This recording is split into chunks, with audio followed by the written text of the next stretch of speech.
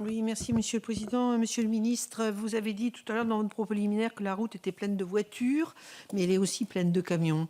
Et vous le savez, en ce qui me concerne, ça fait à peu près 5 ans, je suis élue du département de la Charente et j'interviens régulièrement sur cette problématique de trafic poids lourd transit qui traverse nos départements en empruntant les routes nationales, en particulier routes nationales qui bien évidemment sont gratuites, alors qu'il y a à côté, à proximité, des autoroutes. C'est le cas chez moi, c'est 15 000 camions jour transit.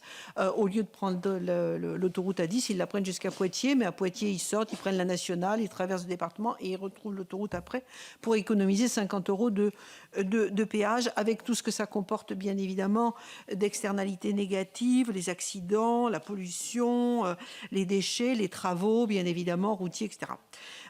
J'ai d'ailleurs ici réalisé, avec mon collègue Rémi Pointreau, une mission d'information, un rapport sur l'impact du transport des marchandises sur l'environnement.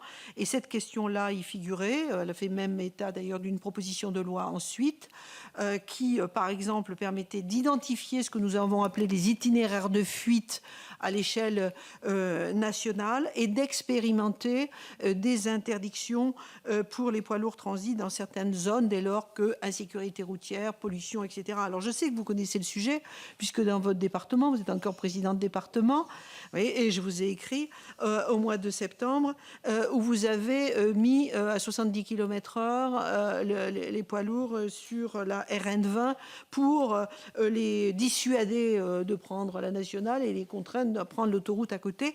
Donc j'allais vous dire, d'abord, est-ce que c'est ce que vous avez mis en place dans votre département fonctionne? Et si ça fonctionne, pourquoi pas le faire fonctionner ailleurs? Et donc, quand allons-nous travailler sur ces sujets? C'est prégnant. Moi, ça fait 5 ans, j'arrête pas. J'ai fait une pétition, il y a de nombreux signataires.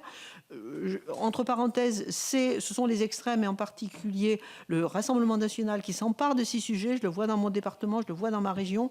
Donc, il y a une nécessité vraiment à répondre sur ce sujet et à engager une priorité. Donc un sujet important. Deuxième sujet, c'est la nationale 141, toujours dans mon département, route Centre-Europe Atlantique, plus de 20 000 véhicules jour. C'est dans le CPER État-région. Là aussi, je vous ai écrit. Depuis 20 ans, on attend sur la partie Est la mise à 2 fois 2 voies. C'est 19 km.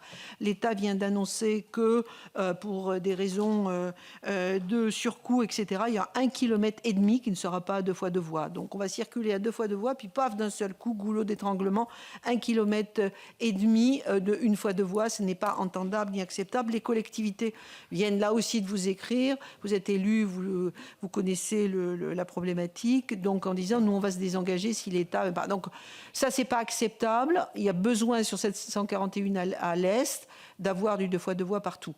Donc, votre réponse sur quand est-ce qu'on travaille ensemble sur cette question des poids lourds transit qui traversent et qui n'apportent rien du tout en économie locale, quand trouvons-nous des solutions? Et puis l'autre question, c'est la 141 avec 2 fois 2 voies partout. Merci.